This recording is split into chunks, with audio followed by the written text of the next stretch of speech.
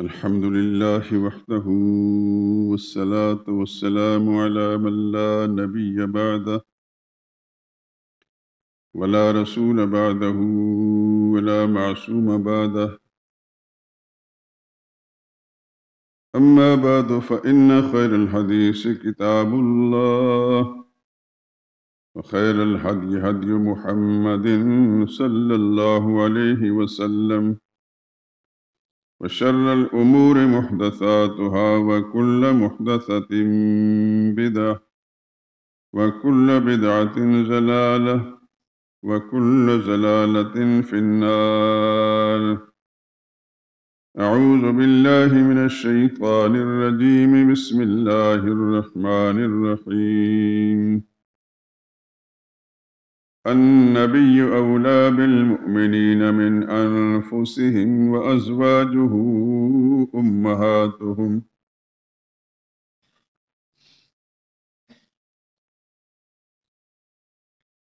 پیغمبر ایمان والوں پر ان کی جانوں سے بھی زیادہ حق رکھتے ہیں، اور پیغمبر کی بیویاں ان مسلمانوں کی مائیں ہیں۔ سبحان ربک رب العزت عما یصفون وسلام علی المرسلین والحمد للہ رب العالمین۔ درود پاک پڑھ لیں۔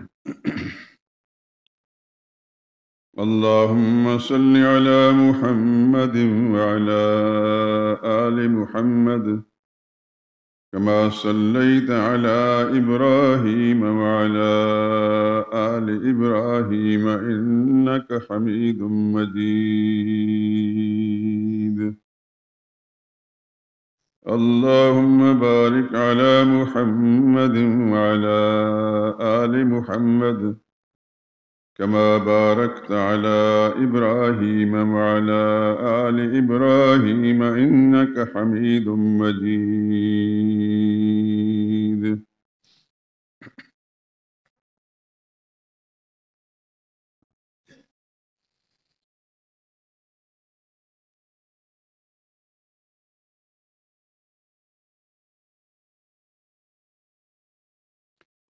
خوب نام محمد ہے اے مومنو، جس میں نقطہ بھی رب کو گوارا نہیں۔ خوب نام محمد ہے اے مومنو، جس میں نقطہ بھی رب کو گوارا نہیں۔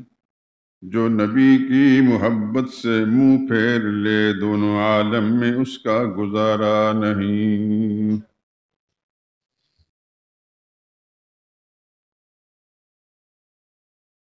ان کے جلووں سے روشن ہے دیر و حرم، ان کے جلووں سے روشن ہے دیر و حرم، کس جگہ پر نہیں ہے نبی کا کرم۔ عرش سے طور تک، طور سے دور تک، یہ وہ دریا ہے جس کا کنارہ نہیں۔ ظلم پر ظلم سہ کے یہ بولے بلال، ظلم پر ظلم سہ کے یہ بولے بلال، ظالموں یہ تمہارا غلط ہے خیال۔ دامن مصطفیٰ کو میں کیوں چھوڑ دوں، اتنا کمزور ایمان ہمارا نہیں۔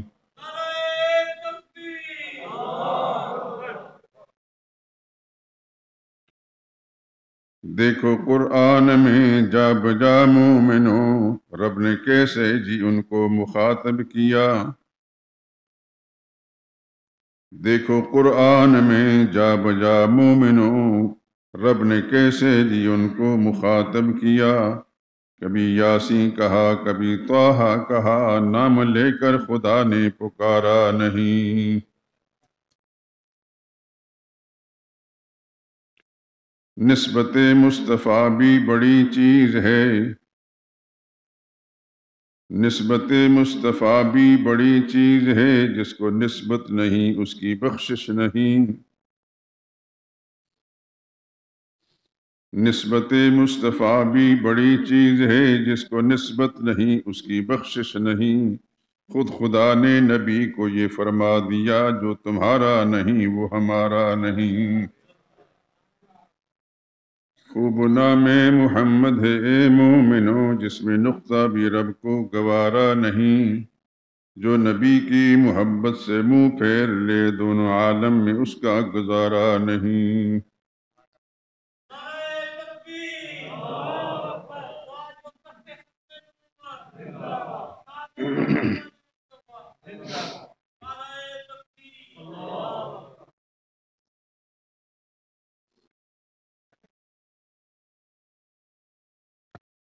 حضرات محترم،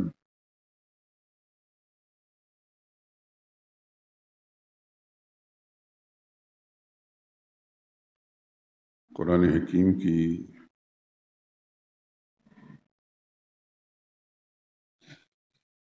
22ویں نمبر کی سورت،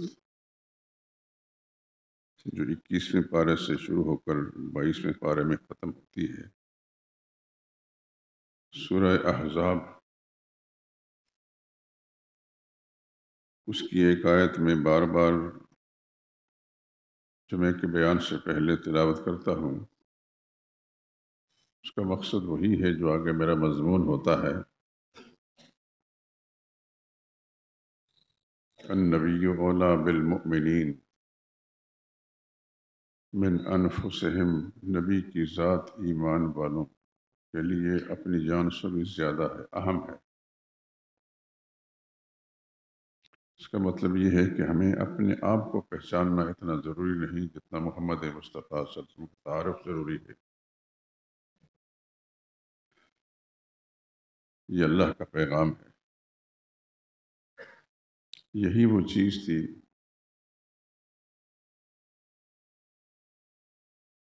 کہ اللہ تعالیٰ نے میرے دل میں ایک خیال ڈالا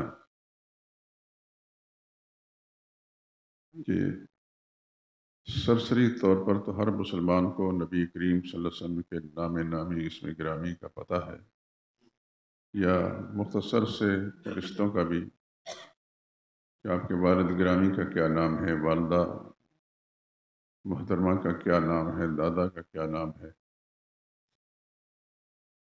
لیکن جس تفصیل کی ضرورت ہے ہر مسلمان کو، اس کی پہچان کی ضرورت ہے تاکہ وہ خود بھی معلومات رکھے اور اگلوں کو، یعنی اپنی نسل کو، اپنے متعلقین کو، اپنے دوست احباب کو یہ بات سمجھا کر جائے۔ بدقسمتی ہماری یہ ہے کہ ہمارے مسلمان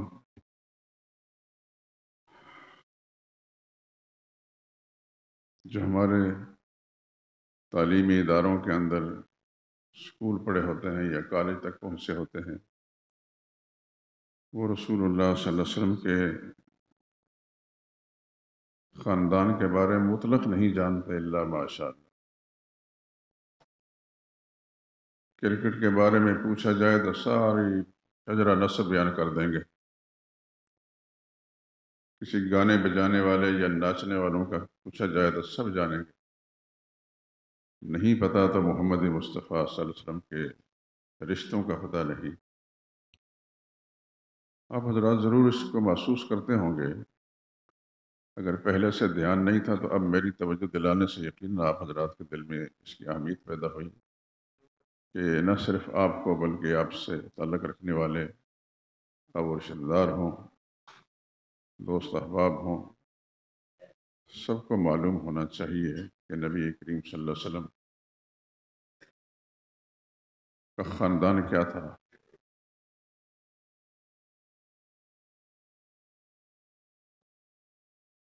پہلے تو اتنا ہوتا تھا کہ ہمارا پڑھا لکھا نوجوان یا مسلمان عام درجے کا وہ دو چار باتیں صحیح بتا دیتا تھا۔ اب اس قدر بڑی نوست آ گئی ہے کہ آج کا پڑھا لکھا نوجوان جو جوانی کی حدود میں قدم رکھ چکا ہے، اس کے حلیے سے پتہ چلتا ہے کہ کم از کم 20 سے 30 سال کا درمیان اس کی عمر ہے، اور ہاتھ میں ایک کتاب کی شکل کے اندر موبائل بھی اس نے پکڑا ہوتا ہے، لیکن کچھ ایسے ہیں کہ رسول اللہ صلی اللہ علیہ وسلم کے نام نامی اسم گرامی کو بھی نہیں جانتے۔ خدا کی قسم میں اپنی بات کرتا ہوں، آپ حضرات نے بھی شاید دیکھا ہو جو کچھ محسوس کیا وہ آپ بتا سکتے ہیں۔ مجھے اتنا دکھ، اتنی تکلیف ہوتی ہے کہ میں بیان نہیں کر سکتا۔ پھر اپنے آپ کو میں کوستا ہوں، ہم نے لوگوں کو نہیں سمجھایا۔ اگر ہم نے لوگوں کو سمجھایا ہوتا تو عربی زبان کا ایک محاورہ ہے، اذا تکرر تقرر، یہ دونوں کاف ہیں، پہلے کشش والا کاف ہے پھر نقطے والا۔ اذا تکرر تقرر، اس کا مطلب ہے کہ جس چیز کا بار بار تکرار ہو، یعنی بار بار کہی جائے، تو تقرر کا معنی وہ راسخ ہو جاتی، جم جاتی ہے، دل دماغ میں بیٹھ جاتی ہے۔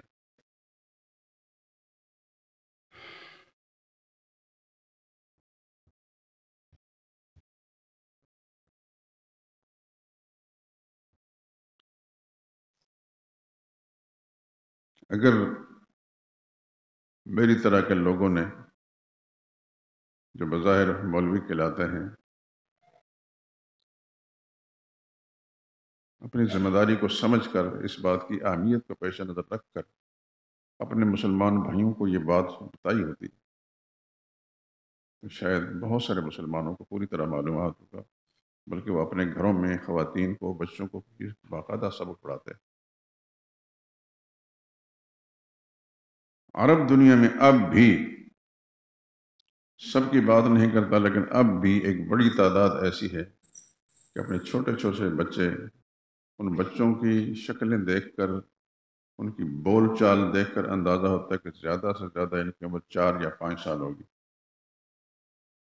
ان کو باقاعدہ بہت ساری دین کی باتیں سکھائی جاتی۔ خدا کی قسم، ان کی زبان سے نکلے ہوئے ان جملوں کو سن کر ایک عجیب سی مسرت کی لہر جسم جان میں دوڑ جاتی ہے، لیکن ساتھ صدمہ یہ ہوتا ہے کہ ہم کیا ہیں۔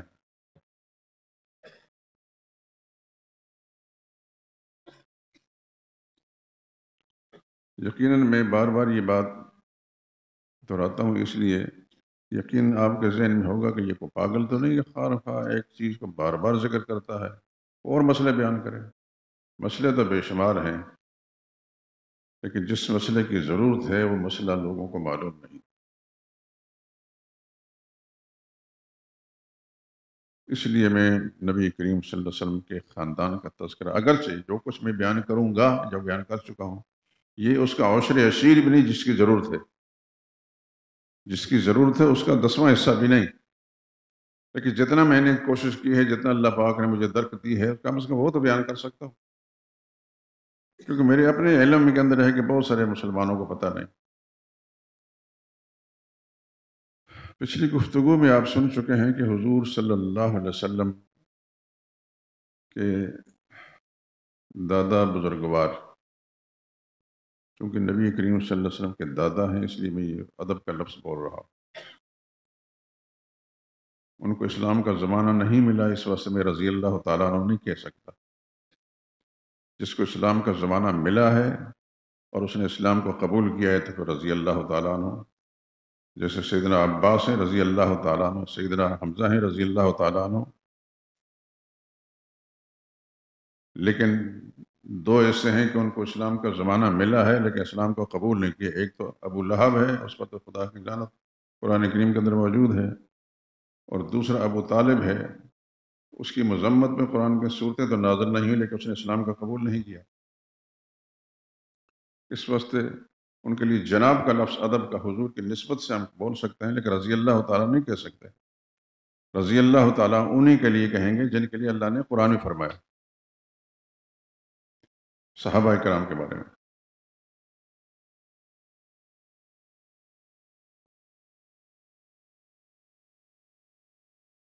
تو نبی کریم صلی اللہ علیہ وسلم کے دادا بزرگوار جناب عبد المطلب، ان کے 10 بیٹے تھے، پہلے سن چکے ہیں۔ 10 میں 2 حضور صلی اللہ علیہ وسلم کے تایا ہیں، ایک کا نام حارث ہے، دوسرے کا نام زبیر ہے۔ میں مختصر سا بھی ذکر کروں گا، باقی رسول اللہ صلی اللہ علیہ وسلم کے سب چچا ہیں۔ یہ میں اشارہ اس لیے کر رہا ہوں کہ میں نے بچپن میں کچھ کتابیں، کچھ تحریریں پڑھی، بعد میں پھر میری طرح کے جو عقل سے پیدل ملا ہیں، ان کی زبان سے بھی سنا کہ جناب عبداللہ کو حضور جناب عبد المطلب کا سب سے چھوٹا بیٹا قرار دیتے. بدترین قسم کی جہالت ہے. رسول اللہ صلی اللہ علیہ وسلم کے صرف 2 تایا تھے. سب سے بڑے تایا کا نام حارث تھا، یہ حضور صلی اللہ علیہ وسلم کی ولادت سے بھی پہلے فوت ہو گئے تھے. اور دوسرے تایا کا نام زبیر تھا، ابھی اس کا تذکرہ میں کروں. زبیر رسول اللہ صلی اللہ علیہ وسلم کی خدمت کرنے میں پیش رہا، حضور کی کفالت اسی نے کی، لیکن اس کو اسلام کا زمانہ نہیں ملا. اسلام سے جب رسول اللہ صلی اللہ علیہ وسلم پر وحی نازل ہوئی، حضور صلی اللہ علیہ وسلم جب 40 برس کی عمر پہنچے تو تب نبوت ملی. وہی جب نازل اس سے پہلے وہ فوت ہو چکے تھے. آپ سن چکے ہیں اس سے پہلے کہ 3 کا تذکرہ کتاب میں آتا ہے کہ لیکن تفصیلات نہیں، اس میں نہیں پڑھتے. 2 کا تذکرہ کتابوں میں آتا ہے اور تفصیلات موجود ہیں. ایک حضرت عباس ہیں، دوسرے حضرت حمزہ ہیں، سب کہیں رضی اللہ تعالی عنہما.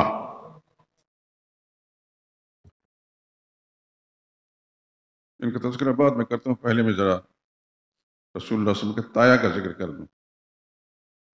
اس کا نام زبیر ہے. جناب زبیر بن عبد المطلب یہ جناب عبداللہ سے بڑے تھے، رسول اللہ صلی اللہ علیہ وسلم کے تایا تھے.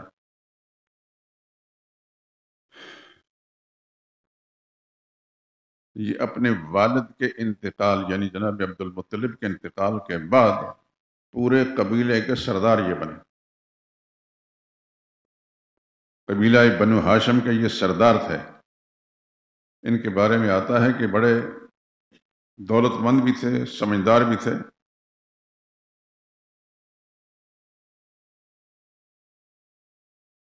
اور پورے قبیلے کے سردار تھے. جب نبی کریم صلی اللہ علیہ وسلم کی ولادت ہوئی اور آپ کی والدہ ماجدہ کا بھی تھوڑی عرصے کے بعد انتقال ہو گیا، رسول اللہ صلی اللہ علیہ وسلم قبیلہ بنو سعد میں حلیمہ سعدیہ کی گود میں چلے گئے پرورش پانے کے لیے. یہ آپ حضرات کے علم میں ہے. تو وہاں سے جب واپس آئے تو نہ والدہ تھی نہ والد تھے.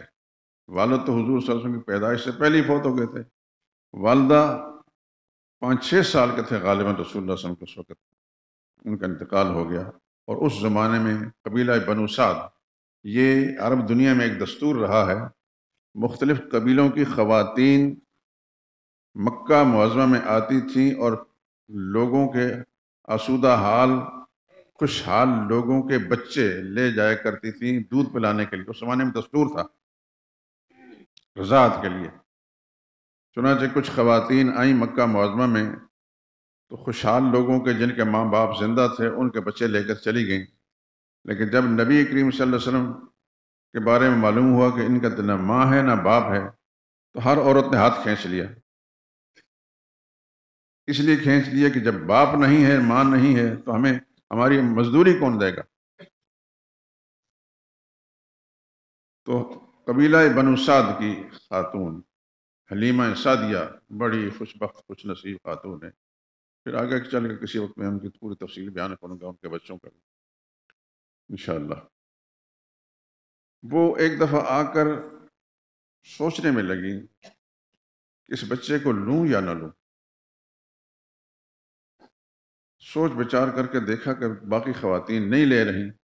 آخر انہوں نے سوچا کہ لے جاتی ہوں، اللہ مالک ہے. جو ہی نبی کریم صلی اللہ علیہ وسلم کو انہوں نے لیا اپنے گود کے اندر تو جس سواری پر وہ آئی تھی وہ سواری بھی مستعد ہو گئی. پہلے بڑی جس کمزور سا کوئی جانور ہوتا ہے، چونکہ غریب خاندان تھا تو اس کے لیے وہ چارہ بھی اس کا انتظام نہیں کر سکتے تھے. لیکن جب رسول اللہ صلی اللہ علیہ وسلم کی سواری بنی وہ تو وہ آنے والی تمام عورتیں ان کی سواریوں سے آگے نکل گئی. ایسا ہی ہونا تھا. اور جناب حلیمہ رضی اللہ تعالی عنہا قبیلہ بنو سعد کی تھی. یہ انہوں نے رسول اللہ صلی اللہ علیہ وسلم کی کفالت کی، کفالت سے مراد رضاعت کی۔ اس دوران میں بہت ساری باتیں کی جاتی ہیں، لیکن میں اس تذکرہ نہیں کیا جاتا کہ کچھ افراد آئے تھے، وہ فرشتے، انہوں نے رسول اللہ صلی اللہ علیہ وسلم کو لٹا کر آپ کا سینہ چاک کیا، پھر اس کو لپیٹ دیا، لیکن اس بات میں پڑھنے کی ضرورت نہیں، پھر موقع ملا تو انشاءاللہ بات کریں گے۔ کفالت کا جتنا زمانہ تھا حلیمہ سعدیہ کے ہاں گزارا، واپس جب لائے گئے، نہ حضور صلی اللہ علیہ وسلم کے والد گرامی تھے اس وقت، وہ فوت ہو چکے تھے، والدہ بھی فوت ہو چکی تھی، حتیٰ کہ دادا بھی فوت ہو گئے۔ اب قبیلے کے سردار جناب زبیر تھے۔ زبیر نے نبی کریم صلی اللہ علیہ وسلم کو اپنے تصرف میں لے لیا۔ جناب زبیر امیر آدمی تھے، دولت مند آدمی تھے، سردار بھی تھے قبیلے کے، تو انہوں نے رسول اللہ صلی اللہ علیہ وسلم کی خود کفالت کی۔ میں کچھ کتابوں کے نام لوں گا، آپ حضرات نے شاید وہ کتابیں دیکھی نہیں ہوں گی، عربی کتابیں ہیں۔ انصاب الاشراف ایک کتاب ہے، کئی جلدوں میں، یعنی اشراف کی نسبیں، جو بڑے بڑے معزز قسم کے لوگ گزرے ہیں ان کے سلسلہ انصاب، اس میں لکھا ہے کہ بل اختارہ رسول اللہ صلی اللہ علیہ وسلم علی الزبیر وکان الطف عما به ویقال اوصى عبد المطلب بان یکفل عبادہ۔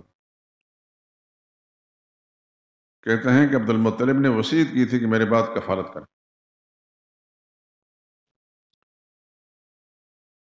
تو زبیر جو رسول اللہ صلی اللہ علیہ وسلم کے تایا تھے، یہ حضور صلی اللہ علیہ وسلم کو اکثر گود میں لیے پھرتے تھے،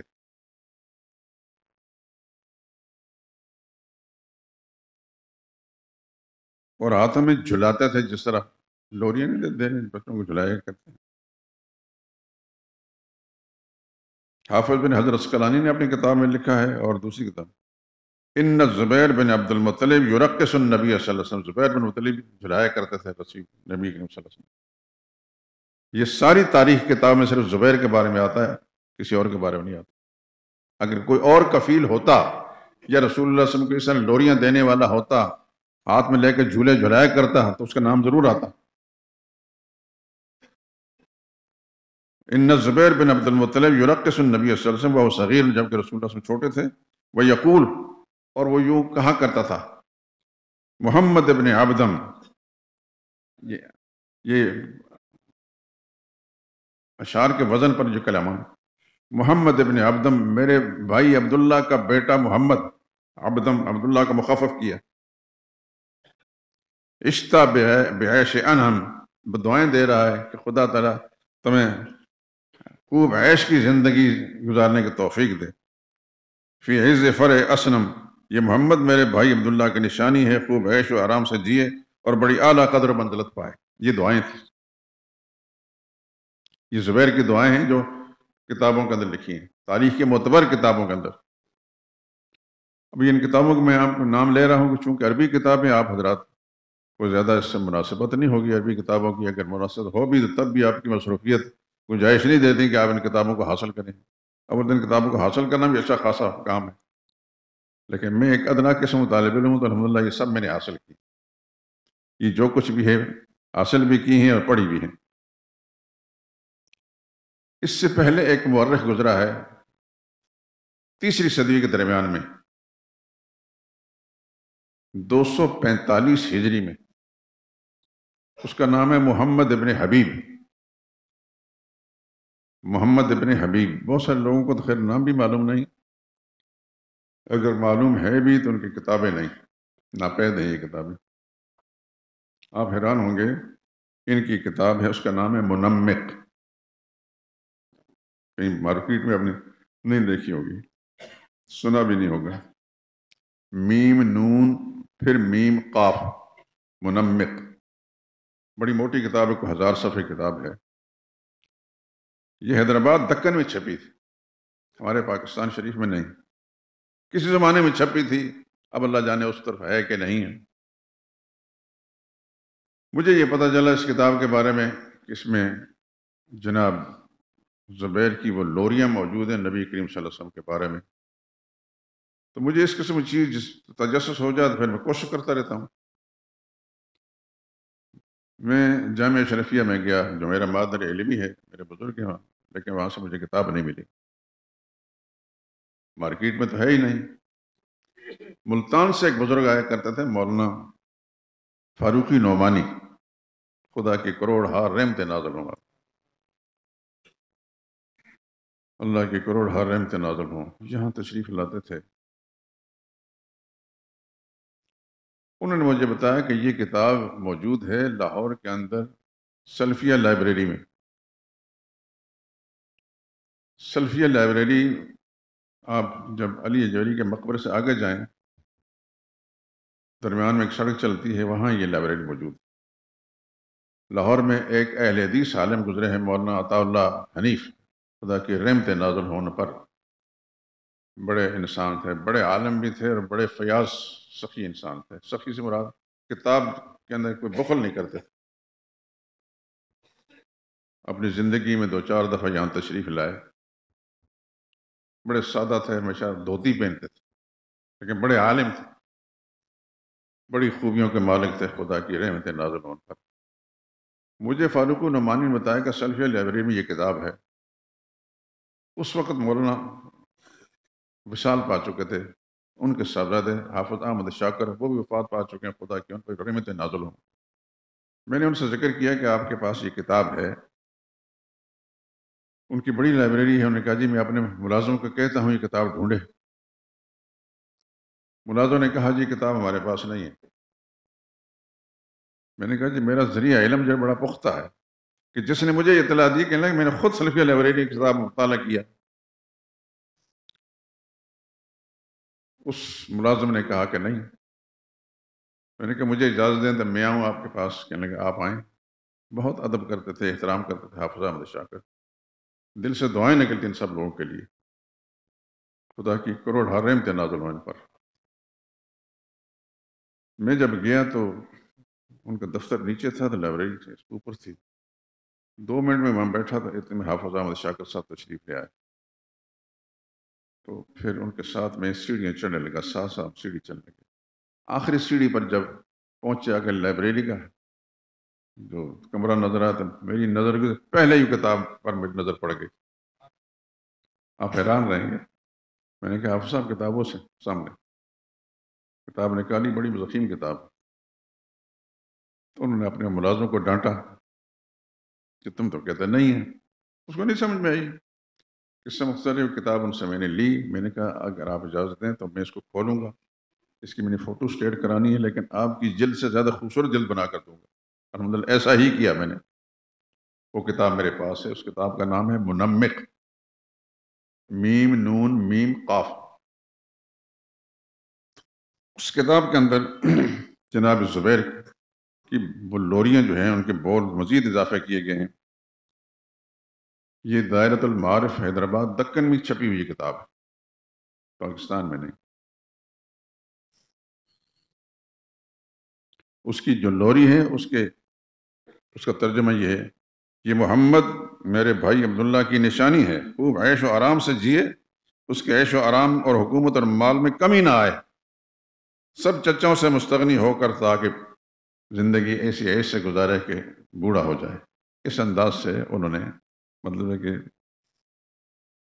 جناب رسول اللہ صلی اللہ علیہ وسلم کی لوریاں دی۔ میرے کہنے کا مقصد یہ ہے کہ یہ عام طور پر آپ نے سنا ہوگا، ہو سکتا ہے سکول کالج کی کتابیں پڑھا ہوگا کہ نبی کریم صلی اللہ علیہ وسلم کی کفالت جناب ابو طالب نے کی۔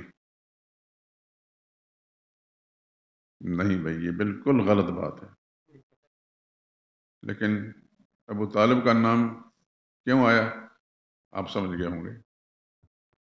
وہ جناب سیدنا علی رضی اللہ تعالیٰ کے والد ہیں، تو ایک طبقہ ایسا ہے کہ سارے کمالات اور ساری عظمتیں خوبیاں سے سیدنا علی اور ان کے خاندان میں جمع کرنا ہے، تو پھر ابو طالب ان کے والد تھے۔ حضور صلی اللہ علیہ وسلم کا محسن اور کفیل بھی انہی کو بنا دیا، حالانکہ یہ بات بالکل غلط ہے۔ رسول اللہ صلی اللہ علیہ وسلم کے کفیل رسول اللہ صلی اللہ علیہ وسلم کے تایا تھے۔ اور دوسری بات ایک اور میں آپ کے ذہن میں ڈال دوں، جناب ابو طالب، ہم ادب کرتے ہیں حضور کی نسبت سے، لیکن جو بات صحیح ہے وہ صحیح ہے، جو غلط ہے وہ غلط ہے۔ ابو طالب نے اس لیے کفالت نہیں کی، وہ غریب تھے، قلیل المال تھے، کثیر العیال تھے۔ غریب کیوں تھے؟ معذور تھے۔ قدیم تاریخ کی کتابوں کے اندر یہ لکھا ہے، محمد ابن حبیب نے بھی لکھا ہے، اس میں مختلف معذوریت کے شکار جو لوگ تھے ان کی فہرستیں دی ہیں۔ مثلا جو بھینگے ہیں ان کی فہرست دی، جو نابینا ہیں ان کی فہرست دی، جن کے سر پر بال نہیں ان کی فہرست دی، جو لنگڑے ہیں ان کی فہرست دی۔ تو جناب ابو طالب جو ہے لنگڑے تھے، ان کے بارے میں لکھا العرجان الاشراف، شریف لوگ، معزز لوگ جو لنگڑے تھے ان میں سے جناب ابو طالب بھی تھے۔ یہ محمد ابن حبیب نے بھی لکھا ہے، اور المعارف ابن قتیبہ کے اندر بھی یہ بات لکھی کہ جناب ابو طالب جو ہیں معذور تھے۔ معذور ہونے کے سب سے دور دراز کا سفر نہیں کر سکتے تھے، مجبوراً ان کو گھر میں کوئی خوشبوئیں وغیرہ بنا کر بیچنی پڑتی تھی، تو ان کی گھر کی ضرورتیں صحیح چل نہیں سکتی تھی۔ اور اس میں ایک مزید ثبوت اس کا یہ کہ نبی کریم صلی اللہ علیہ وسلم نے جب دیکھا کہ میرا چچا ابو طالب محنت کرتا ہے لیکن گھر والوں کی کفالت پوری ہوتی نہیں، تو حضور صلی اللہ علیہ وسلم نے اپنے چچا جناب عباس سے یہ فرمایا کہ ایسا کرتے ہیں کہ ایک بچے کو میں لے لیتا ہوں کفالت کے لیے اور ایک بچے کو آپ لے لیں۔ چنانچہ حضور صلی اللہ علیہ وسلم کی خواہش پر حضرت عباس رضی اللہ تعالی نے جناب ابو طالب کے بیٹے حضرت جعفر طیار کو اپنی کفالت میں لے لیا، اور رسول اللہ صلی اللہ علیہ وسلم کے دوسرے بیٹے حضرت علی رضی اللہ تعالیٰ کو اپنی کفالت میں لے لیا۔ آپ نے یہ تو کتابیں پڑھا ہوگا کہ حضرت علی رضی اللہ تعالیٰ حضور کے گھر میں پلتے رہے، جس پلنے کا سبب یہ تھا۔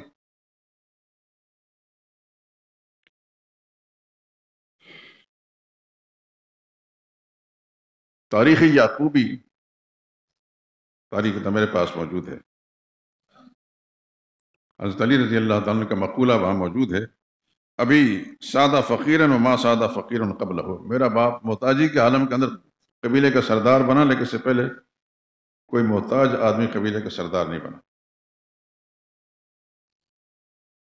سیرت حلبیہ ایک کتاب ہے تاریخ کی، ابن ابی الحدیث کتاب ہے، شفاء الغرام کتاب ہے، انہوں نے لکھا ہے فکان ابو طالب مقل من المال، ابو طالب قلیل المال تھے، فکان عیالہ، اور اس کے بچے اذا اکلوا جمیعاً، سب مل کر کھاتے، اور فرادا یا الگ الگ کھاتے، لم یشبعوا، پیٹ نہیں بھرتا تھا، البتہ کبھی کبھی رسول اللہ صلی اللہ علیہ وسلم کے ساتھ شامل ہو جاتے تو سب کے پیٹ بھر جاتے تھے۔ یعنی نبوت کے زمانے سے پہلے بھی نبی کریم صلی اللہ علیہ وسلم کے وجود مسعود کی اتنی برکت تھی کہ اپنے کسی چچا کے گھر میں بیٹھ کر ان کے بچوں کے ساتھ کھاتے تو سب کے پیٹ بھر جایا کرتے تھے۔ کہنے کا مقصد یہ ہے کہ حضور صلی اللہ علیہ وسلم کے دو چچا اس کو کہتے ہیں جو باپ سے چھوٹا، اور وہ مسلمان ہیں، حضرت حمزہ اور حضرت عباس۔ یہ یاد رکھیں ذہن میں کہ حضرت حمزہ اور حضرت عباس رضی اللہ تعالی عنہما، یہ ان کی عمریں رسول اللہ صلی اللہ علیہ وسلم کے قریب قریب تھیں، زیادہ بڑے نہیں، چچا ضرور تھے لیکن عمریں زیادہ نہیں تھیں۔ غالباً حضرت عباس 2 سال بڑے تھے رسول اللہ صلی اللہ علیہ وسلم سے، اور حضرت حمزہ 3 یا 3.5 سال بڑے۔ ایک اور بات بھی پہلے میں شاید ذکر کر چکا ہوں کہ یہ چچا بھی تھے رسول اللہ صلی اللہ علیہ وسلم کے، اور رسول اللہ صلی اللہ علیہ وسلم کے ہمزلف بھی تھے۔ اس سے پہلے ذکر کیا ہے میں نے، رسول اللہ صلی اللہ علیہ وسلم کے ہمزلف بھی تھے۔ نبی کریم صلی اللہ علیہ وسلم کی زوجہ مطہرہ حضرت میمونہ بنت حارث، ان کی ایک بہن حضرت عباس کے گھر تھی اور ایک بہن حضرت حمزہ کے گھر تھی۔ پچھلے جمعے میں شاید میں سنا چکا ہوں، اس زمانے میں عرب دنیا کی ایک خاتون کا تذکرہ تاریخ کتاب میں آتا ہے کہ بڑی نامی گرامی خاتون تھی اس پہلو سے کہ اس کو جتنے بھی داماد ملے بڑی شان و شوکت والے ملے۔ اس کے دامادوں میں سر فہرست محمد مصطفیٰ صلی اللہ علیہ وسلم کی ذات ہے، پھر اس کے دامادوں میں حضرت ابوبکر صدیق رضی اللہ تعالیٰ عنہ بھی ہیں، اس کے دامادوں میں حضرت حمزہ بھی ہیں رضی اللہ تعالیٰ عنہ، اس کے داماد میں حضرت عباس بھی ہیں رضی اللہ تعالیٰ عنہ۔ تو کیسی خوش نصیب خاتون تھی کہ اس کی 9 بیٹیاں تھیں، 9، اور 9 کی 9 جو ہے بڑے بڑی نامی گرامی شخصیتوں کے گھر میں گئی۔ اسی کی بیٹی لبابہ الکبریٰ حضرت عباس رضی اللہ تعالیٰ عنہ کی بیوی تھی، اور ان سے حضرت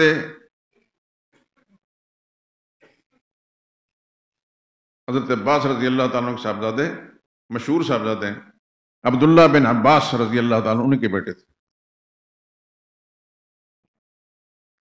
ان کی ایک اور بیٹی تھی، اس کا نام تھا لبابۃ الصغریٰ، وہ ولید بن مغیرہ کی بیوی تھی، یہ مشرک تھا، لیکن اس کے بیٹے تھے حضرت خالد بن ولید۔ تو حضرت عبداللہ بن عباس اور خالد بن ولید آپس میں یہ خالزاد بھائی بھی ہیں، نبی کریم صلی اللہ علیہ وسلم کے صحابی تو ہیں ہی، لیکن آپس میں خالزاد بھائی بھی ہیں۔ تو یہ جن چیزوں کا میں ذکر کر رہا ہوں، میں کوئی چیزستان نہیں سنا رہا، نبی کریم صلی اللہ علیہ وسلم کے رشتوں کے تعارف کرا رہا ہوں کہ کسی وقت آپ کے سامنے یہ چیزیں جائیں تو کم از کم نہ صرف یہ کہ اپنی سوچ کو درست رکھیں، دوسروں کی رہنمائی کر سکیں۔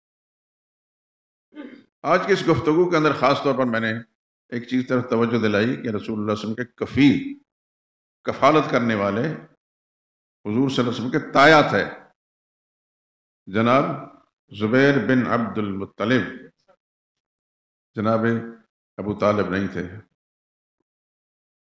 اس کی وجہ ابو طالب کی مجبوری تھی، وہ معذور تھے، تو معذور ہونے کی وجہ سے اپنے بچوں کا بوجھ بھی پوری طرح اٹھا نہیں سکتے تھے۔ حضور صلی اللہ علیہ وسلم کی خواہش پر ایک بچہ حضرت عباس نے لے لیا، یعنی حضرت جعفر طیار، اور دوسرا بچہ رسول نبی کریم صلی اللہ علیہ وسلم نے اپنے گھر میں رکھ لیا۔ تو حضرت علی کی کفالت حضور صلی اللہ علیہ وسلم نے کی ہے، اور حضرت جعفر طیار کی حضرت عباس نے کی ہے رضی اللہ تعالیٰ عنہ۔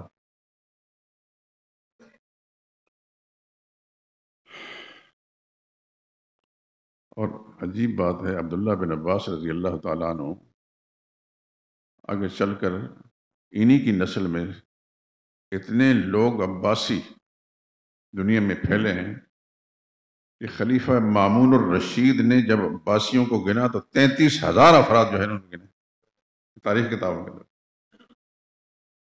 عباسی اتنے پھیلے ہیں دنیا میں۔ آج بھی جگہ جگہ آپ نے عباسیوں کو دیکھتے ہیں، سچ ہے یا جھوٹ، اگر سچا ہے تو وہ عباسی صحیح ہے۔ بہت سے لوگ ویسے اپنے قد کو اونچا کرنے کے لیے کسی بڑی شخصیت یا بڑے خاندان کے ساتھ منسوب کر دیتے ہیں، لیکن سچ یہ ہے کہ عباسی دنیا کے اندر بہت زیادہ ہوئے۔ ہمارے علاقے کے اندر بھی بہت سے لوگ عباسی کہلاتے ہیں، لیکن پتہ ان کو کسی بات کا نہیں، تم عباسی کہاں کے ہو، کون سا عباس، کچھ پتہ نہیں۔ تو میرے کہنے کے مقصد یہ ہے کہ آپ حضرات کو یہ معلومات ہونے چاہیے کہ نبی کریم صلی اللہ علیہ وسلم کے تایا کون تھے، چچا کون تھے، اور ان کے چچا بھتیجا ہونے کی نسبتوں کے ساتھ رسول اللہ صلی اللہ علیہ وسلم کے ساتھ اور کیا کیا نسبتیں تھیں۔ تو یہ آپ حضرات کو مختصر سی گفتگو سے پتہ چل گیا کہ حضور صلی اللہ علیہ وسلم کے جو چچا تھے رسول اللہ صلی اللہ علیہ وسلم کے، یہ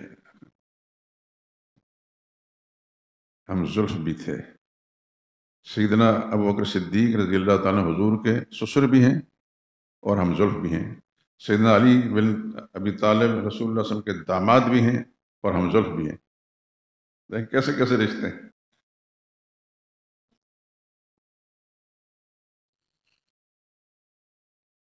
نبی کریم صلی اللہ علیہ وسلم کے جو چچا ابو طالب گزرے ہیں،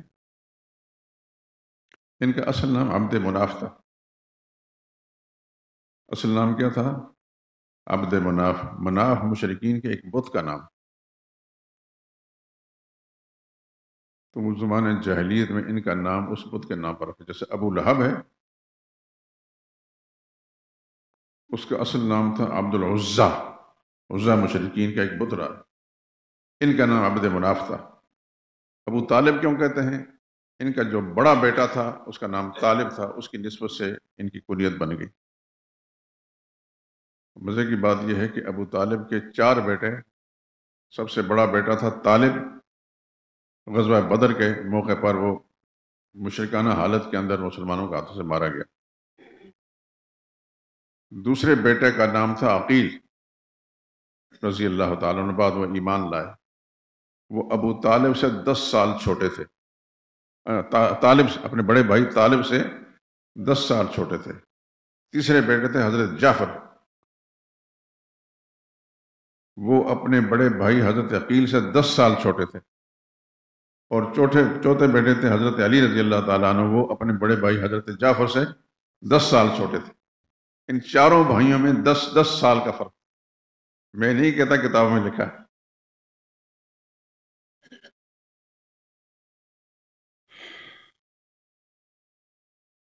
تو ابو طالب کی کنیت جو ہے بڑے بیٹے کے نام سے غالب آئی، ابو طالب کہلایا، لیکن طالب مسلمان نہیں تھا، وہ مشرکانہ حالت کے اندر مارا گیا،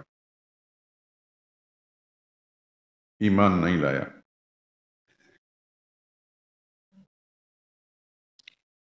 ایک چیز میں اس سے پہلے آپ حضرات سے ذکر کر چکا ہوں کہ ہم ادب تو کرتے ہیں رسول اللہ صلی اللہ علیہ وسلم کی نسبت سے، ہر چیز حضور کی ہمیں پیاری ہے اور حضور کی ہر نسبت پیاری ہے، لیکن جناب ابو طالب کو حضور صلی اللہ علیہ وسلم نے پیشکش کی تھی کلمہ پڑھ لیں، کلمہ نہیں پڑھا۔ یہ اس وقت کی بات ہے جب وہ بالکل قریب مرگ تھے، تو حضور صلی اللہ علیہ وسلم کو جب پتہ چلا جہاں وہ تھے وہاں حضور تشریف لے گئے، اس وقت ابو جہل بھی ان کے پاس بیٹھا تھا، اور ایک اور شخص تھا جو ابو طالب کا بھانجا تھا، یہ دونوں ہی مشرک تھے۔ ابو جہل تو مشرک تھا اور شرک کی حالت میں مارا گیا، لیکن جو بھانجا تھا اس زمانے میں مشرک تھا، بعد میں اللہ نے اس کو ایمان کی دولت سے مالا مال کر دیا۔ تو حضور صلی اللہ علیہ وسلم نے جا کر فرمایا، چچا جان وقت قریب ہے، کلمہ پڑھ لیں آپ، میں خدا کی بارگاہ میں آپ کا گواہ بن جاؤں گا۔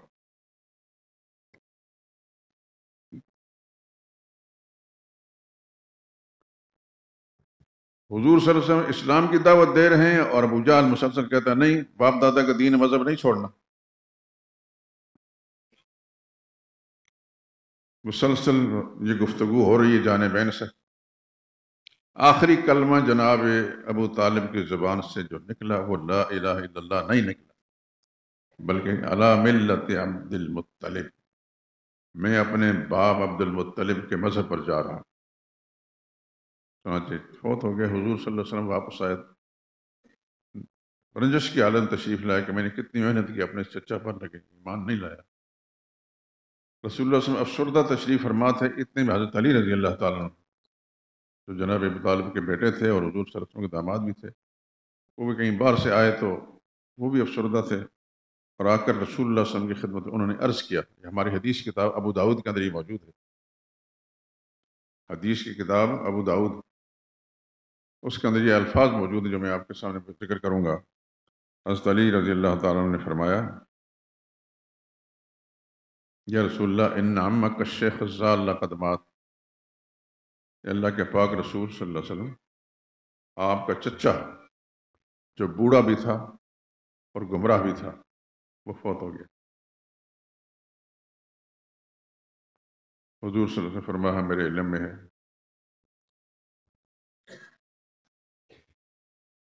تو حضور نے فرمایا حضرت علی سے، اذهب، یہ ابو داؤد کے الفاظ ہیں، اذهب فوار اباکا، جاؤ اپنے باپ کو سپرد خاک کر کے آ جاؤ، کسی سے بات نہ کرنا، میرے پاس آ واپس آ۔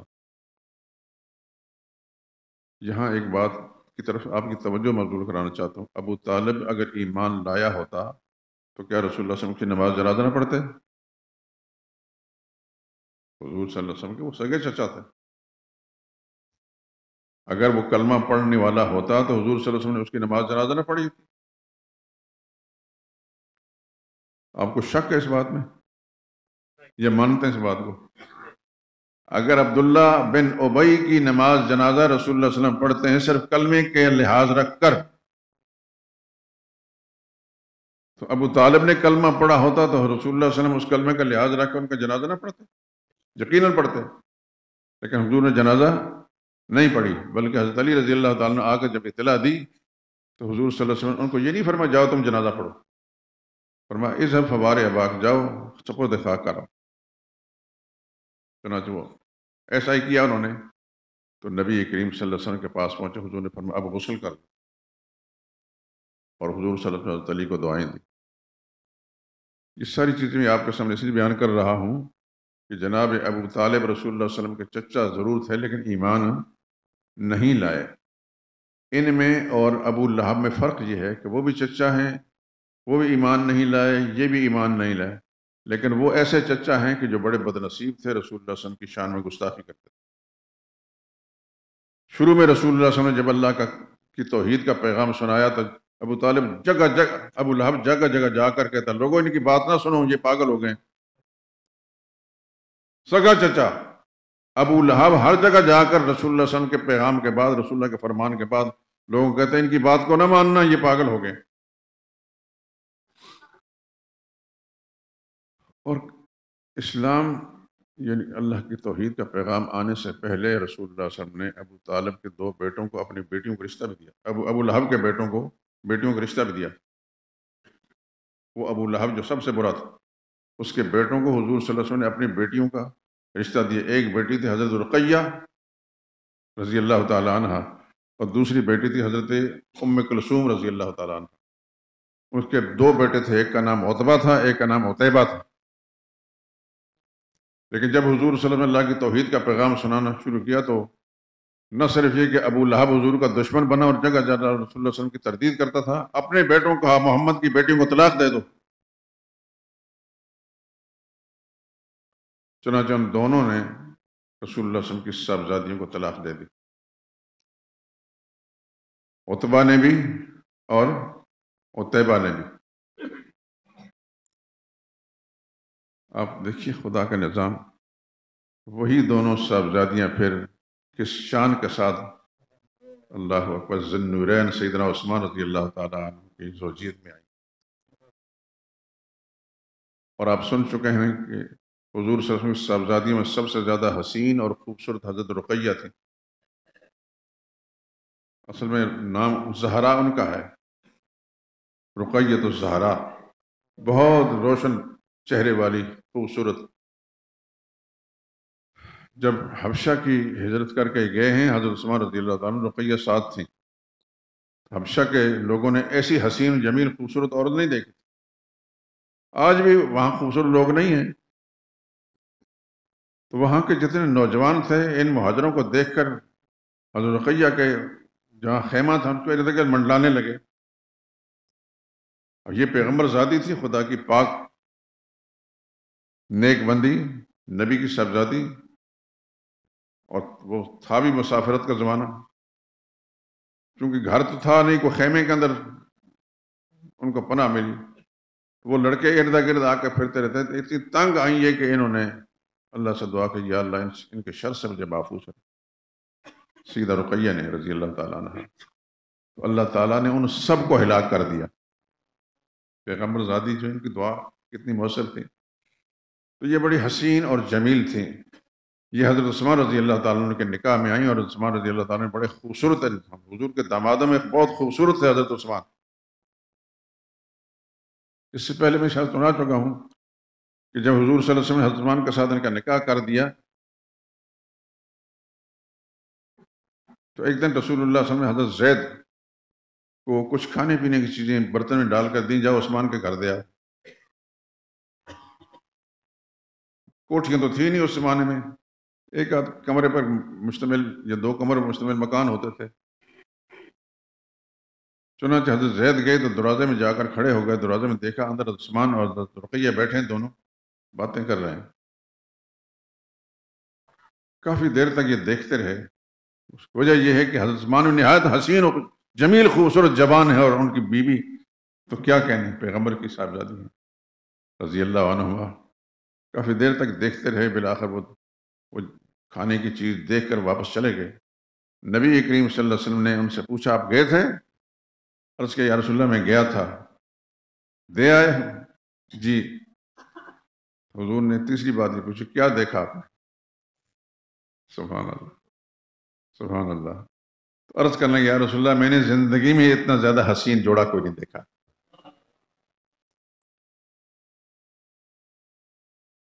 عرب دنیا میں ایک محاورہ مشہور ہوا، احسن الزوجین رآہما انسان، خوبصورت جوڑا جو دنیا میں کسی انسان نے دیکھا ہے، رقیۃ و زوجہا عثمان، ایک رقیہ ہیں اور دوسرے شوہر عثمان ہیں۔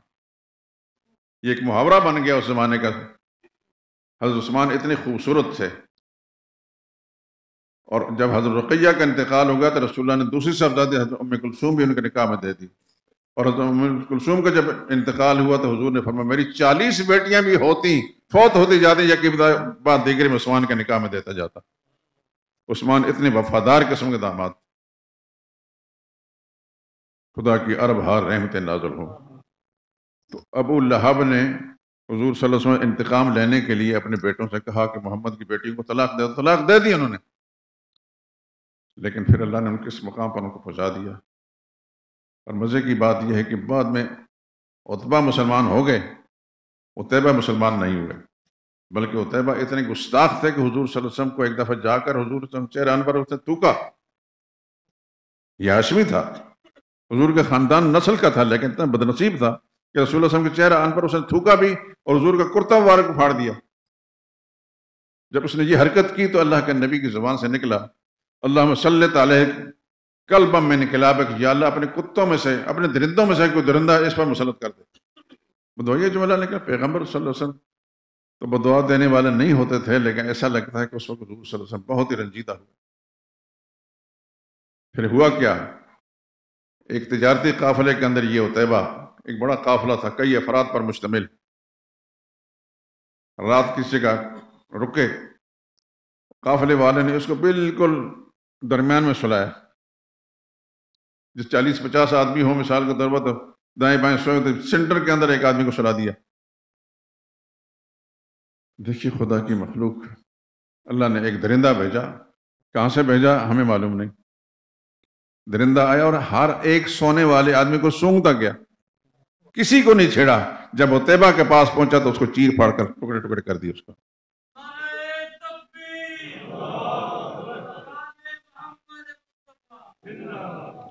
یہ وہ چیزیں ہیں میرے دوستوں، آپ حضرات کے مطالعے میں نہیں آئی ہوں گی.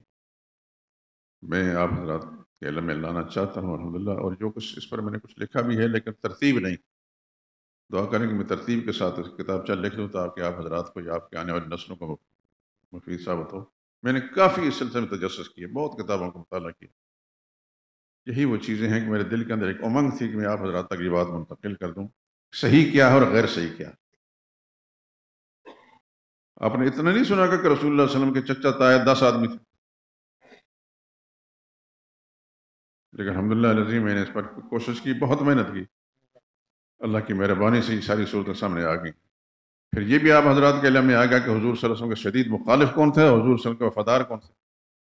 رسول اللہ پر ایمان لانے والے 2 چچا تھے. بڑے تھے حضرت حمزہ رضی اللہ تعالی عنہ، اور دوسرے تھے حضرت عباس رضی اللہ تعالی عنہ. یہ میں بتا دوں کہ حضرت حمزہ کے بارے میں 1 سے زائد مرتبہ میں آپ حضرات کی توجہ مبذول کرا چکا ہوں کہ یہ وہ شخصیت تھے کہ حضور کے چچا ہی نہیں تھے، بلکہ حضور صلی اللہ علیہ وسلم یہ شیر خدا بھی تھے. شیر خدا بھی تھے اور شیر رسول بھی تھے اور سید الشہداء بھی تھے. یہ 3 عزتیں ان کو اللہ تعالیٰ نے دی ہیں پیغمبر کی زبان سے. حضرت حمزہ کے بارے میں سید الشہداء بھی ہیں اور شیر خدا بھی ہیں، شیر رسول بھی ہیں. یہ کسی ناول میں نے نہیں پڑھا، حدیث کی کتاب، بڑی معتبر کتاب. اس کتاب کا نام ہے مستدرک حاکم. امام حاکم ایک بہت بڑے محدث گزرے ہیں، انہوں نے حدیثیں جمع کی امام بخاری کے طرز پر، یعنی وہ روایتیں جو امام بخاری سے رہ گئی تھیں تو انہوں نے اپنی کتاب میں جمع کی. اس کا نام ہے مستدرک. اس کے اندر یہ بات لکھی کہ سید الشہداء بھی حضرت حمزہ تھے اور شیر خدا بھی حضرت حمزہ تھے، شیر رسول حضرت حمزہ تھے رضی اللہ تعالیٰ عنہ. آپ کے علم میں ہے کہ حضرت فاروق اعظم بھی شہید ہوئے ہیں، عثمان بھی شہید ہوئے ہیں، حضرت علی بھی شہید ہوئے ہیں، دیگر بے شمار صحابہ شہید ہوئے ہیں، لیکن کسی کو حضور صلی اللہ علیہ وسلم سید الشہداء نہیں کہا. نہ مجھے اور آپ کو یہ دنیا کسی انسان کو یہ حق پہنچتا ہے کہ ہم اپنے طرف سے کسی کو کہیں گے سید الشہداء. نبی نے جو فرما دیا بس وہ پتھر پر لکیر ہے. تو سید الشہداء حضور نے حضرت حمزہ کے بارے میں فرمایا. اچھا یہاں ایک بات چلتے ہوئے کہہ دوں، آپ کے علم میں ہے کہ غزوہ احد میں حضرت حمزہ شہید ہوئے. حضرت حمزہ ہی نہیں، حضور صلی اللہ علیہ وسلم کے پھوپھیزاد اور رسول اللہ علیہ وسلم کے سالہ حضرت عبداللہ بن جہش بھی شہید ہوئے، اور یہ دونوں ایک ہی قبر میں مدفون بھی ہیں، عبداللہ بن جہش بھی اور حضرت حمزہ رضی اللہ تعالیٰ عنہ بھی۔ لیکن عبداللہ بن جہش کے جسم کا ٹکڑے ٹکڑے کیے کہ حضور نے ان کو سید شہداء نہیں فرمایا، سید شہداء اگر فرمایا تو حضرت حمزہ ہی کو فرمایا۔ یہ بات ذہن میں نشین ہے۔ میں یا اور کوئی انسان حق نہیں رکھتا کہ نبی کچھ فرمائے اور ہم کچھ کہیں۔ سچ وہی ہے، حق وہی ہے جو محمد مصطفیٰ صلی اللہ علیہ وسلم کی زبان مبارک سے نکلا ہے۔